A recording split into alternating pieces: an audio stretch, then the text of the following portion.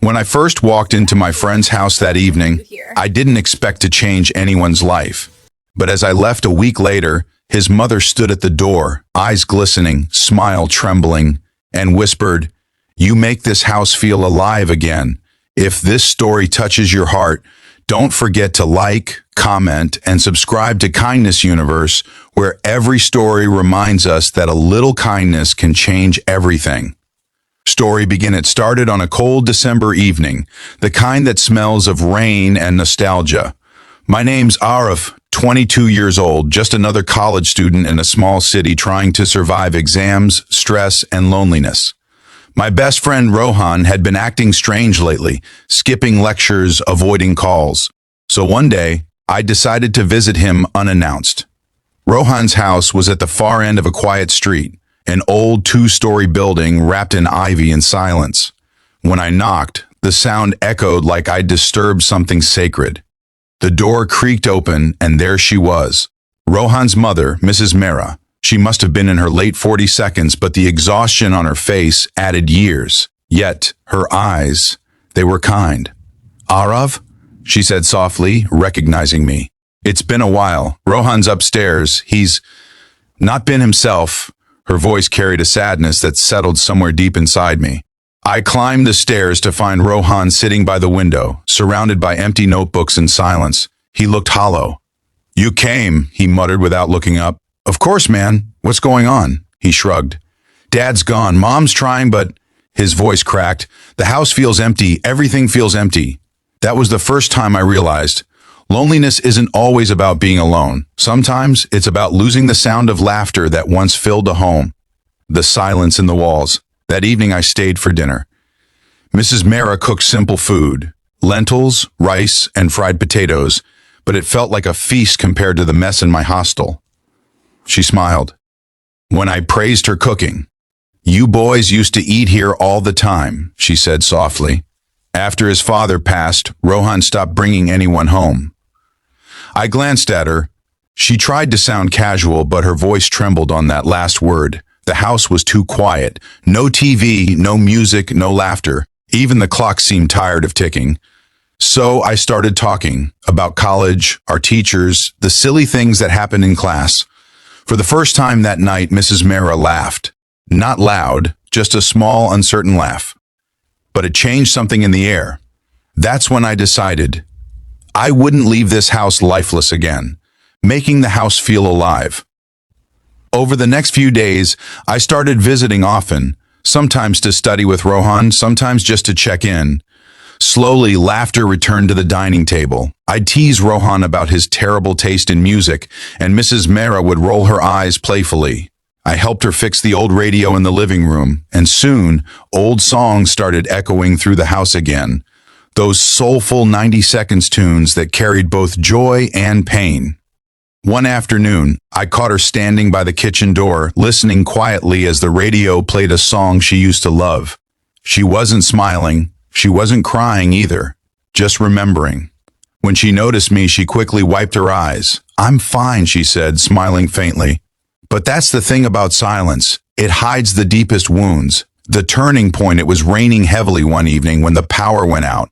Rohan had gone to visit a friend, leaving me and Mrs. Mehra alone in the dim candlelight.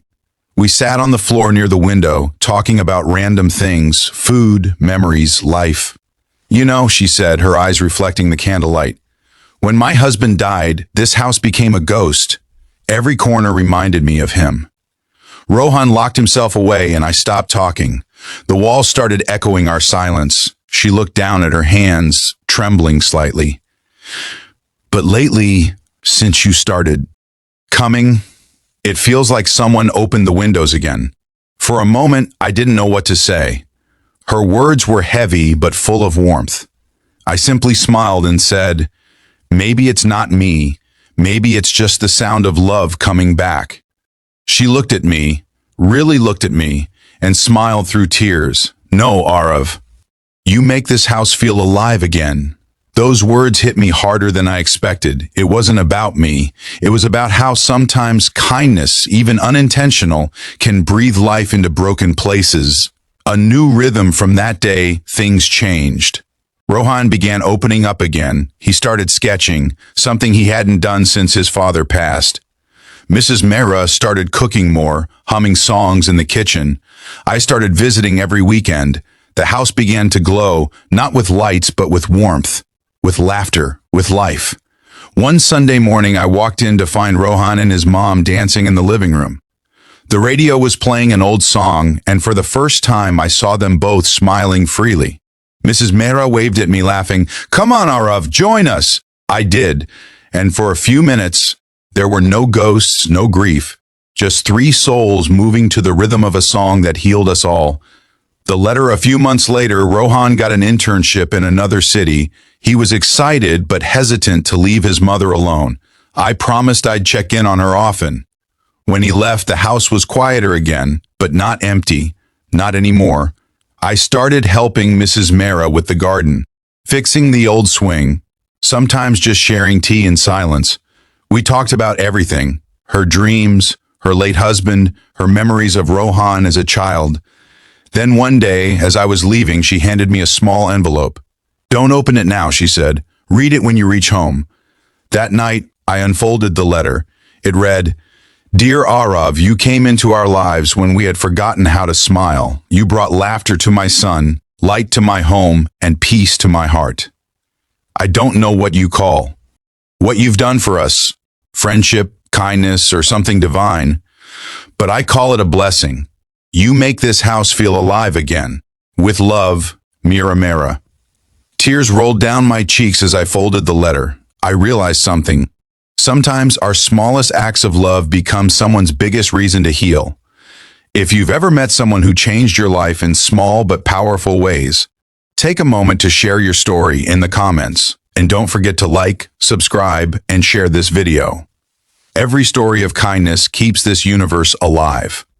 The final scene years later, I still visit. The ivy on the walls has grown thicker, the radio still hums softly, and Mrs. Mehra, she still smiles the same way. Sometimes I catch her looking at the photo of her husband on the shelf, whispering something I can't hear. Maybe a thank you, maybe a memory. Every time I walk through that door, she says the same words, with the same warmth that once healed her broken heart. "Aarav, you make this house feel alive again." And every time I realize, it wasn't just her house that came alive. It was me.